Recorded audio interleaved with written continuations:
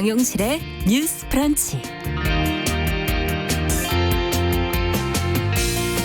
안녕하십니까, 정용실입니다. 벌써 5월이 끝나갑니다. 올해 상반기 대부분의 시간을 감염병에 대한 긴장 속에서 보내고 있는 셈이네요. 자, 이 상황이 언제 끝날까 생각하면 시간이 참 느리고 벌써 5월 말이구나 또 생각을 해보면 시간이 화살촉보다 빠른 것 같습니다. 학생들이나 취업준비생 등을 비롯해서 또 어떤 목표를 가지고 준비해온 분들, 뭘 했는지도 모르게 시간이 이렇게 지나가고 목표는 왠지 좀 멀어지는 것 같아서 요즘 좌절감을 많이 느낀다는 그런 호소들을 하던데요. 내가 아닌 외부적 요인 때문에 삶이 멈춰버린 것 같은 날들, 도무지 계획이라는 걸 세울 수가 없는데 이 달력 한 장 한 장이 자꾸 넘어가는 게 야속하게 느껴지지요. 자, 오늘은 존경받는 소설가 박완서 작가의 생전에 남긴 따뜻한 말 한마디가 힘이 될까 싶어서 함께 좀 나눠볼까 합니다. 박완서 작가는 전쟁이라는 외부 요인 또 주부로서의 삶 때문에 꿈을 펼치지 못했던 과거를 떠올리면서 이렇게 말을 했습니다. 난 아무것도 쓰지 않고 그냥 살아왔던 시간도 중요하다고 말해주고 싶다. 자, 5월 29일 금요일 정용실의 뉴스 브런치 시작하겠습니다.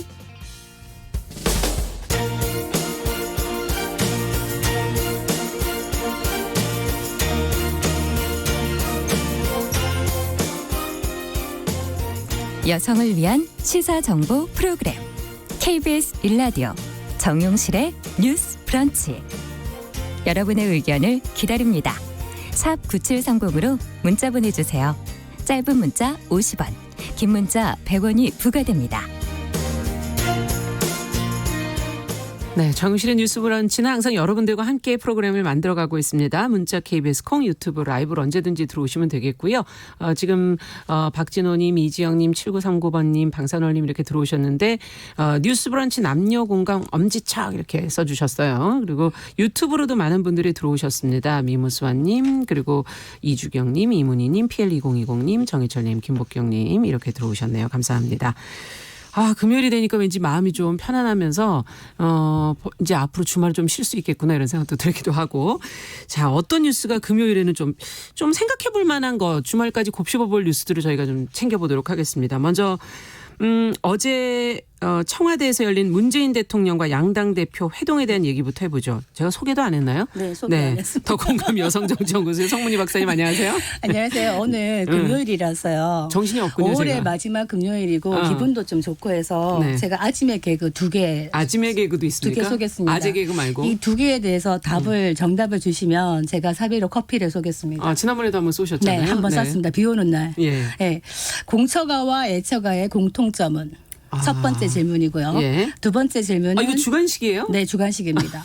두 번째 질문은 있을 수도 있고 없을 수도 있는 서문. 이 두 가지 질문에 답을 주시면 제가 골라 잡아서 커피를 드리겠습니다. 네, 그러면 올려주시면 나가서 송 박사님께서 확인하시고 전화번호를 나중에 저희가 올리도록 하겠습니다. 제작진이 어떻게 되는지. 예. 이거 어려운데 공처가랑 애처가가 완전 다른 건데. 네. 자, 전혜연 시사평론가 자리해 주셨습니다. 어서 오십시오. 안녕하세요. 저도 퀴즈를 하나 드리려고 했는데 제 퀴즈가 너무 어려울까봐 망설이지만 자, 오늘 올해 이제 아이템 할 때 나오면 제가 다시 한번 퀴즈를 드리도록 하겠습니다. 그러셔요. 네. 예. 자, 첫 번째 얘기는 청와대에서 열린 양당 대표 회동. 중요한 얘기들이 많이 나온 것 같아서 잘 좀 정리를 해보고 싶네요. 송 박사님 내용을 좀 정리를 해주세요. 네, 어제 그 청와대에서 문재인 대통령과 양당 원내대표들 회동 분위기가 참 좋았다고 전해집니다. 일단 이제 날씨 이야기로 시작을 해서 날씨가 참 좋네요. 그랬더니 문 대통령이 반짝반짝하네요. 네. 이렇게 말씀하셨다 그래서 김태년 원내대표가 날씨처럼 대화도 잘 풀렸으면 좋겠다. 이렇게 응수하니까 주 원내대표가 뼈 있는 한마디 김 대표가 상임위원장 다 가져간다는 말만 안 하면 좋겠다. 이렇게 하니까 한바탕 웃고 시작했다. 네. 분위기는 참 좋았다 그래요. 그렇군요. 원래 70분을 예정을 했었는데 거의 2배 이상 157분간 이어졌다. 정말 많은 의제들이 이야기가 된 것 같아요. 그런데 이번 특징이 뭐냐 하면 처음 시작할 때 언론을 상대로 하는 모두 발언 같은 것도 하지 않았고 의제도 미리 만들지 않았고 합의문도 만드는 그런 게 없었어요. 정말 편안한 이야기들이 오고 갔는데 정말 많은 이야기들 그중에 어떤 이야기가 오고 갔느냐. 문 대통령은 일단 6월 8일까지가 원구성 시한이기 때문에 네. 이때까지 좀 제대로 되면 좋겠다라는 협조를 당부를 했고 예. 주 원내대표도 협조하고 싶겠다 이런 얘기를 했었습니다.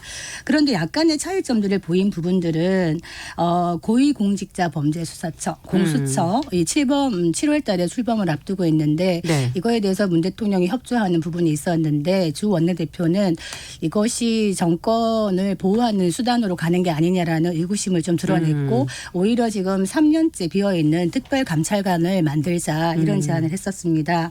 그리고 3차 추경에 대해서는 서로 이제 의견은 접근을 받는데 네. 다만 주 원내대표는 이 3차 추경이 왜 필요한지에 대해서 전체적인 그림을 국민들에게 설명해 달라.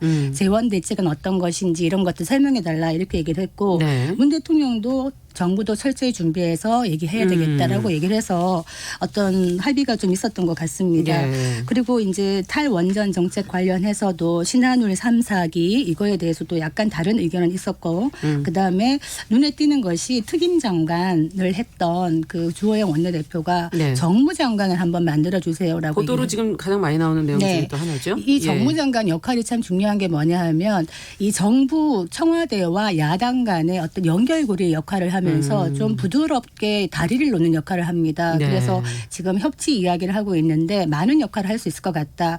다행히 또 문 대통령께서도 끝나고 난 다음에 노영민 비서실장에게 검토해봐라 이렇게 얘기를 하셔서 네. 좀 순조로운 출발이지 않나 이런 생각이 듭니다. 네. 자, 지금 몇 가지 얘기들이 나온 것 같은데 차이점도 있고 약간 합의가 될 수 있는 가능성이 엿보이는 그런 대목들도 있고 어떻게 보셨습니까, 두 분은?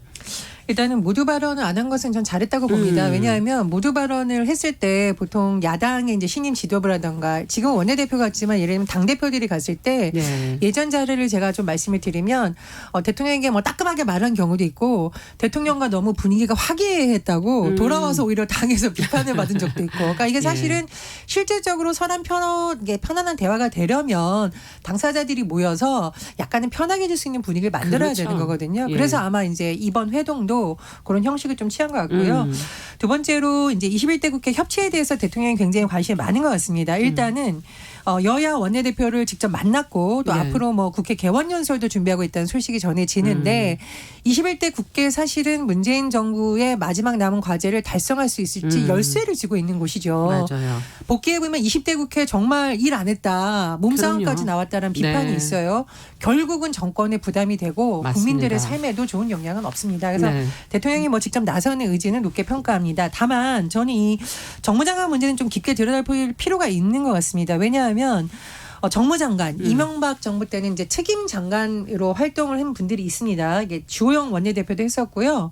이재호, 고은길 장관, 예. 그러니까 중량급 있는 분들이 장관으로 활동하면서 정무수석실만으로는 하기 어려운 업무를 했다라는 긍정평가도 있습니다만 제가 조금 다르게 봐야 된다라는 측면은 뭐냐면 현 정부에서는 여야정 상설 협의체를 계속 주장을 해왔어요. 네. 그러니까 이런 협의체가 있는데 굳이 또 장관실을 만들어야 되라는 좀 이렇게 비판이 나올 수 있는 부분이고요.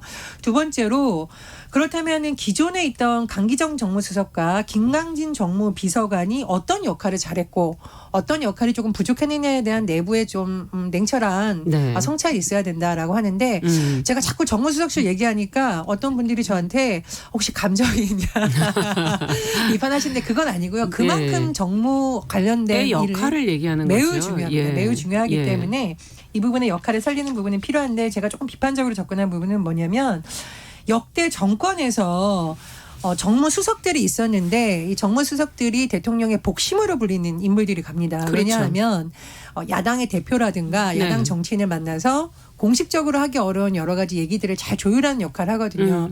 그런데 역대 정권의 또는 현 정권의 일부 정무수석 관계자분들이 검찰의 수사를 받는 굉장히 또 안타까운 일도 있었습니다. 왜냐하면 다른 장관들과 달리 정무수석이나 정무장관은 소통을 하면서 매우 고도의 정치적인 일을 하다 보니 자칫하면 논란의 소지가 일 수 있는 부분에 관여될 수 있다는 것이죠. 그래서 네. 이 부분은 시도는 좋지만 어떤 역할이 정확하게 필요하고 여야정 상설협의체와 그러면 어떤 다른 역할을 하는지에 대한 좀 심도 깊은 논의도 필요하다. 저는 그렇게 네. 봅니다. 그러니까 이제 지금 말씀하신 여야정 상설협의체가 2018년 11월 5일 날 출범을 했는데 예. 그 이후에 지금 이제 한 오랜만에 다시 만난 것이거든요. 그렇죠. 이 말은 뭐냐면 늘 여야정 상설협의체가 잘 기등을 하면 좋겠다 얘기를 했지만 제대로 되지 못했다. 예. 그렇기 때문에 문 대통령도 이번에 이런 얘기를 하셨거든요.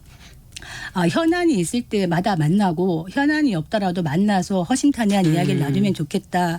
아까 말한 협치라는 것은 사실은 상대방에 대한 기본적인 신뢰와 배려가 있어야 가능한 것이거든요. 그렇죠. 다행히도 이번에 미래통합당의 새 원내대표인 주호영 원내대표는 합리적인 이미지가 있어요. 그리고 할 말을 조곤조곤하게 하죠. 할 말은. 그러면서 과도하게 떼쓰기 한다 이런 느낌은 좀 없기 때문에 그리고 문 대통령도 기본적으로 이제 주 원내대표에 대해서 이번에 고 노무현 대통령 12주기 추도식에도 네. 왔고 5.18에도 오고 이런 모습들을 보이면서 어떤 신뢰를 쌓아가고 있는 이런 모습이 보이고요.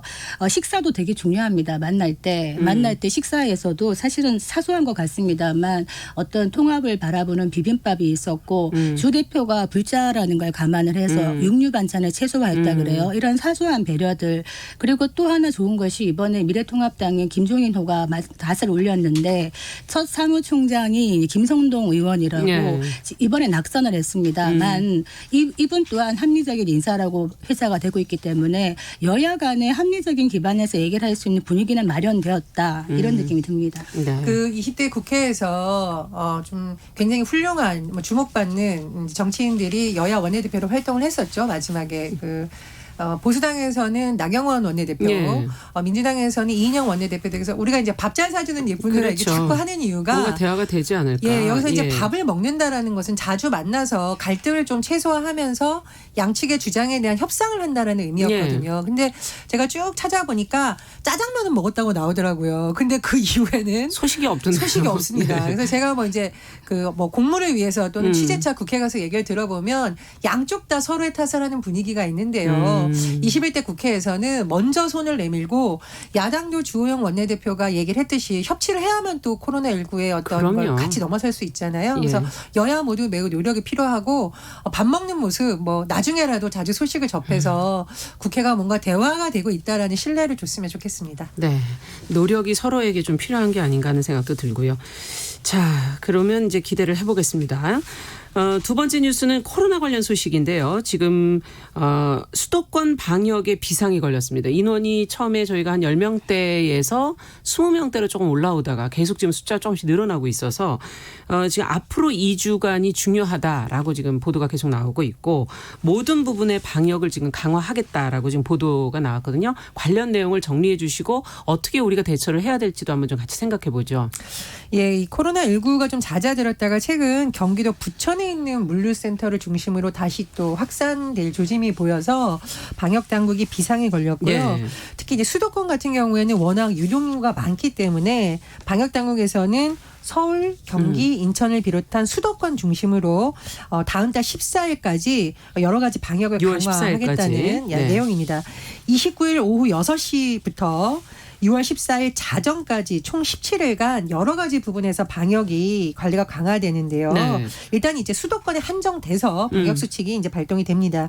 예를 들면 수도권에 있는 유흥주점, 노래 연습장에 대해서 2주간 운영을 자제해야 되고 운영할 경우에는 방역 수칙을 철저히 지켜야 됩니다. 만약에 그렇지 않은 경우에는 여러 가지 조치가 취해질 예정인데요. 네. 그 이유는 최근에 왜 노래 연습장 통해서 여러 가지 전파되고 그렇죠. 있고 또 유흥 시설을 통해서 급속히 또 확산되는 네. 현상이 일어났잖아요. 그래서 이런 부분에 대한 각별한 주의가 필요할 것으로 보이고요. 또 한 가지 지금 이제 수도권에 있는 공공 다중 이용 시설이 한시적으로 중단이 됩니다. 예를 들면 미술관, 박물관, 공원 같은 경우에는 사람이 모이는 곳이 그렇습니다. 예, 또 국공립 극장 이런 경우 좀 네. 안타깝지만 어쩔 수 없이 지금 한시적으로 중단이 되고요.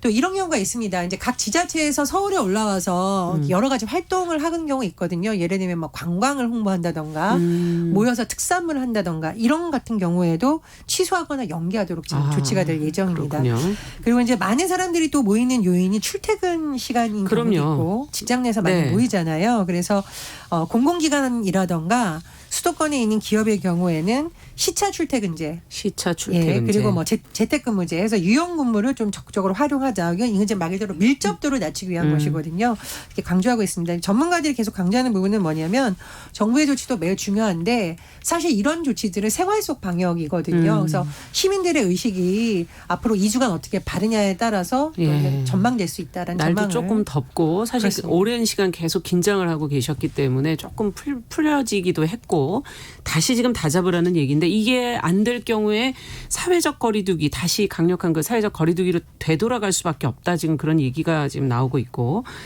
어떻게 해야 될까요? 어떻게 하면 좀 더 저희가 이걸 잘 넘길 수 있을까요? 진짜 이거 인내심의 한계가 느껴진다 이런 말씀도 하시던데 좀 잠잠해진다 싶으니까 또 이번에 또 확산이 되는 이런 예. 집단 감염이 일어나다 보니까 이렇게 지역사회 감염이 뭐 지금 7차 감염 막 이런 식으로 N차 감염 얘기를 하다 맞습니다. 보면 어떻게 감염될지 모르는 상황에서 가장 큰 문제는 우리 아이들이 학교를 가는데요. 지금 고3, 고2, 고1 이런 순서로 지금 학교를 가는데 정말 이거 위험한 거 아닌가라는 좀 불안감도 퍼지고 있거든요. 그래서 우리가 다 아이들도 지키고 우리 자신도 지킨다는 입장에서 정말 조심을 해줘야 되는데 예. 일단 좀 긴 호흡으로 마음을 다잡아야 될 것 같아요. 그러니까 당분간은 좀 잔잔하게 코로나와 함께 생활할 수밖에 없다는 거를 받아들이고 단 조심을 하면서 그런데 이제 어제 저희 집에 약간 다른 얘기인데 택배가 왔더라고요. 근데 남편이 거기다가 소독제를 막 뿌리는 거예요.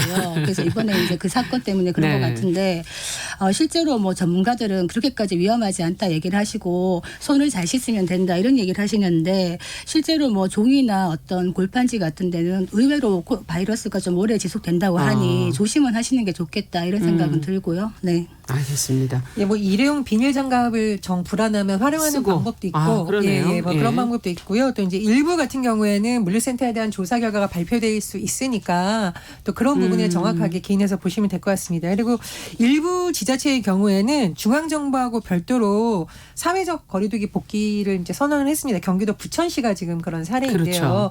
정부에서는 일단 수도권 중심으로 이런 조치를 취하고 있고 지자체별로 만에 하나 상황이 악화되면 거기에 따라서 또 사회적 거리두기라든가 이런 조치를 단계가 다르게 발효될 수 있군요. 가능성도 이제 남아 있습니다. 그 사회적 거리두기는 필요한데 좀 안타까운 것은 지금 헌혈들이 많이 줄어서요. 그러니까 피가 많이 부족하다 그래요. 그래서 이거는 조금 조치가 필요하지 않겠나 이런 생각이 듭니다. 네.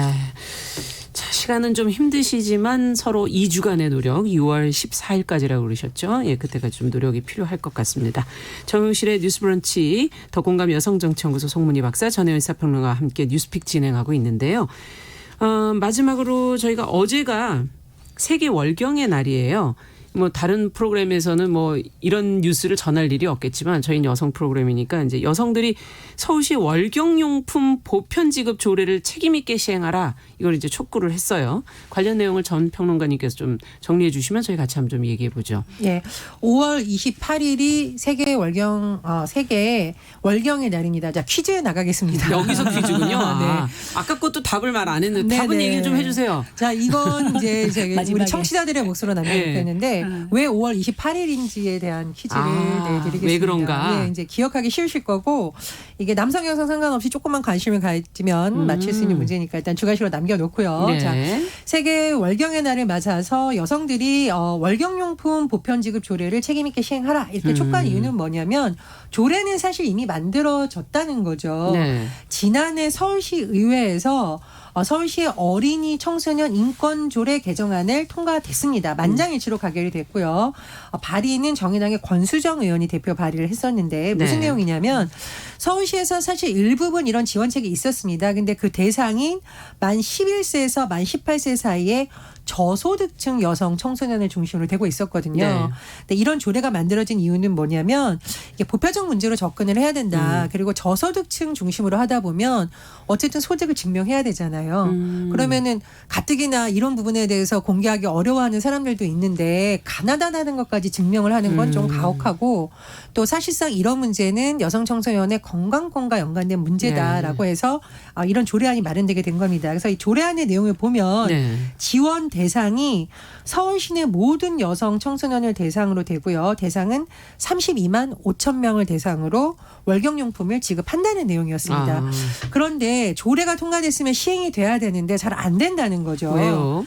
아마 이제 예산 문제 때문이라고 언론 보도가 나오고 예. 있는데 서울시 청소년 월경용품 보편지급 운동본부에서 28일 기자회견을 하면서 조례가 통과됐으니까 의지를 갖고 제대로 시행을 해달라라고 이제 촉구를 하게 된 겁니다. 그래서 사실 이 서울시뿐만 아니라 경기도에 있는 일부 지자체도 이런 여러 가지 안을 마련되고 있는데 긍정적인 신호입니다만 실제로 청소년들이 이 혜택을 받으려면 예산이 마련되고 시행이 돼야 되는 거거든요. 그렇죠. 그래서 어쨌든 예산 규모도 크고 많은 대상이 있는 서울시에서 좀 선제적으로 적극적으로 이런 것을 시행하면 어떨까 그런 생각이 듭니다. 네. 지금 정풍님께서 이 월경이라는 게 여성만의 문제인가 뭐 하면서 이제 의견을 주셨는데 지금 여성의 월경을 어떻게 바라봐야 되는가 이런 것에 대한 인식 또 지금 보편 지급 필요성, 생리대 보편 지급 필요성 이런 부분에 대해서 조금 더 얘기가 좀 있었으면 좋겠어요. 서로 설명과 이해를 조금 더 도와드릴 수 있으면 좋을 것 같거든요. 예, 저도 이제 이 주제를 보면서 사실은 세계 월경의 날이라는 게 있다는 걸 처음 알았습니다. 네. 어떻게 보면 거의 40년 가까이 월경을 하고 있으면서도 제대로 된 공부는 없었지 않나 이런 생각이 들어서 참 좋은 시간이다 이런 생각이 들거든요. 월경이라고 하면 사실 인류의 절반인 여성들이 같이 공유하는 경험이죠. 그리고 이 월경을 함으로써 또 인류의 기반, 종의 존속의 기반을 마련하는 것인데 한편에서는 월경이 꼭 임신만을 위한 거냐 네. 그것은 아니다 이런 견해도 있습니다만 분명한 거는 월경을 하는 과정에서 여성들이 많은 신체적, 심리적인 어떤 호르몬의 그 영향을 변화가 받는다는 오죠. 거죠. 그래서 저 같은 경우에는 이 월경에 대해서 이제 본인만이 아니라 주변이 같이 얘기하는 것은 필요하다고 느끼는 것이 보통 여성분들은 아실 거예요. PMS 증후군이라 그래서 월경 전후로 뭔가 이제 민감해지고 좀 예. 여러 가지 변화가 있는 그런 것들이 있는데 사람 따라 심한 사람도 있고 좀 약한 사람도 그렇죠. 있습니다. 저 같은 경우에는 좀 예민한 편이라서 미리 얘기를 합니다. 남편에게도 얘기를 합니다. 나 좀 예민해질 수 있는 시기다라고 얘기를 하면 이제 알아차리고 그 시기에는 건드리지를 않아요. 좀 조심을 해줘요. 그래서 제가 말씀드리는 거는 이런 부분에 대해서 같이 공유하는 것이 필요하다. 특히 또 딸아이 같은 경우에는 그러니까 그렇죠. 저희가 깔창 생리대 얘기를 했잖아요. 생리대 비용도 너무 비싼 데다가 아이들이 월경이 닥쳤을 때 어떻게 해야 되는지 모르는 아이도 생각보다 많다는 거예요. 특히 엄마가 없는 아이들도 어떻게 해야 되는지를 주변에 물어보는 경우도 있고 이래서 말을 해줘야 된다. 월경에 대해서 어떻게 생각을 하고 어떻게 대처해야 되는지도 얘기해야 되고 저희 집 같은 경우에는 딸아이 처음 월경 시작했을 때 남편이 꽃을 선물했습니다. 어떤 의미냐면 이제 너가 축하받을 만한 어떤 신체적인 성장을 하고 있다라는 긍정적인 걸 심어준 것이거든요. 그래서 사실은 뭐 생리통이나 여러 가지 그런 부작용이 좀 있지만은 아이들이 그거를 좀 편안하게 받아들일 수 있는 그런 마음을 주는 것. 그리고 또 하나 말씀드리고 싶은 거는 월경을 부끄러워하면 안 된다. 생리대를 살 때요. 슈퍼 같은 데나 가보면 꼭 주인 어르신들이 검은 봉지를 막 굳이 찾아갖고 싸주세요. 네. 조금 부끄럽다 이런 생각을 하시는 것 같은데 생리대도 일반 용품과 똑같다. 그래서 부끄러워할 일은 아니다. 이 말씀 드리겠습니다. 네. 지금 이 뉴스를 본 분들이 우리나라만 이런가 해외도 그런가 궁금해하실 것 같아서 말씀을 드리면 이제 스코틀랜드 국회에서는 모든 여성에게 생리대를 제공하는 법안이 통과가 됐습니다. 그리고 영국에서도 이제 영국의 경우에는 학생들을 대상으로 예. 보편적으로 지급하는 방안을 지금 하고 있고요. 미국의 경우에 이제 일부 주부터 시행하고 있는데 공립학교라던가 공공시설에 이제 무료 생리대를 비치해서 쓸 수 예. 있도록 이렇게 하는 방안들이 되고 있습니다. 그래서 각 세계 해외 국가에서도 이런 움직임이라는 것은 이것이 여성들의 건강권이고 보편적인 권리에 기반했다라는 인식 때문이거든요. 네. 그래서 이번에 서울시에서 관련된 조례의 명칭도 잘 보시면 인권 조례입니다. 인권 조례. 예, 특히 청소년의 인권 같은 경우에는 본인들이 해결하기에는 사실 아직 경제적인 독립이나 이런 것이 되어 있지 어렵죠. 않거든요. 그래서 더욱더 의회에서 신경을 많이 써야 되는 부분이고요. 저는 두 가지 사례를 하나 말씀드리고 싶은데 첫 번째 사례는 제가 어릴 때 모든 아이들이 부러워하는 한 친구가 있었는데 아버지가 너무나 딸과 친한 거예요. 그래서 이 딸이 생리통이 너무 심한 그런 것을 알고 아버지가 연초에 꽃을 사들고 학교 옵니다. 담임 선생님을 만나요. 만나서 우리 딸이 이 지기에 굉장히 아프니까 이때는 조퇴를 할 수 있도록 좀 해주십시오라고 하는데 우린 그게 너무 부러운 거예요. 그렇죠. 아빠랑 저런 대화를 할 수 있다니라는 게 너무 부러웠습니다. 그래서 앞으로 가족 간에도 이런 대화 해보시는 거 어떨까 싶고요. 두 번째 사례는 정반대의 사례인데 예전에 한 교장 선생님이 퇴임을 했는데 처음으로 손녀가 부탁을 했다는 거예요. 네. 생리대를 좀 사다 주세요. 근데 이분이 그 시골에서 타는 자전거 뒤에 생리대를 꽁꽁 묶어서 동네를 돌아다녔는데 온 동네에서 놀렸다. 이제 그런 말이 있었어요. 그래서 우리가 아까 말씀하셨듯이 그게 그렇게 놀릴 일인가 싶기도 하고 또 한편으로는 할아버지가 손녀를 위한 마음이 따뜻하기도 한데 그렇죠. 앞으로 여러 가지 변화되는 삶의 인식 속에서 여성들의 월경이라던가 청소년들 특히 여성 청소년들의 건강권에 대한 논의가 좀 나쁘끄러워하는 것이 아니라 공개적으로. 좀 많이 공개적으로 예. 돼서 제도적으로 보완이 돼야 된다 그렇게 생각합니다. 그러니까 우리가 왜 문명이 발달했다고 얘기하는데 찾아보니까 그 서아프리카나 아메리카 원주민의 전통 문화에 어떤 게 있었냐 봤더니 월경 중인 여성들이 일상적인 생활 공간에서 벗어나서 자기만의 휴식할 수 있는 시간과 공간을 줬다 그래요. 그러라고 또 있는 건가요? 너무 와닿더라고요. 예. 그래서 단 1시간이라도 일이나 이제 직장에서 이런 편의를 봐주면은 얼마나 여성들이 더 편리하게 이 시기를 지나갈 수 있을까 이런 생각이 들고 생리대값 아직도 비쌉니다. 좀 내렸으면 좋겠습니다. 네, 지금 방산월님도 그런 의견 보내주셨고요. 6540번님께서는 남자는 그럼 애프터 쉐이브 공짜로 지급해달라는 얘기도 지금 해주셨네요. 예. 자, 그러면 정답은 네, 정답. 네. 공처가와 애처가의 공통점은 남자. 너무 간단한 건데 처가 있다 제가 이렇게 쓰신 분은 아침에 개그라고 말씀드렸습니다. 네. 있을 수도 없을 수도 있는 섬은 아마도. 아마도 이 두 개 예. 정답 주신 분 커피 쏘겠습니다. 네. 전혜연 평론가님께 그 정답은 안 물어보겠습니다. 이건 인터넷으로. 네. 5월 28일이 왜 세계 월경의 날인지 한번 찾아보시기 바랍니다. 지금 정답 주셨어요. 5일 동안 28일 주기로 하게 된다는 맞습니다. 거. 예. 두 분 오늘 한 주 동안 고생하셨습니다. 감사합니다. 감사합니다. 네. 뉴스픽 전혜연 평론가 더 공감 여성정치연구소 송문희 박사와 함께했습니다. 정용실의 뉴스 브런치 듣고 계신 지금 시각 10시 32분입니다. 라디오 정보센터 뉴스 듣고 옵니다.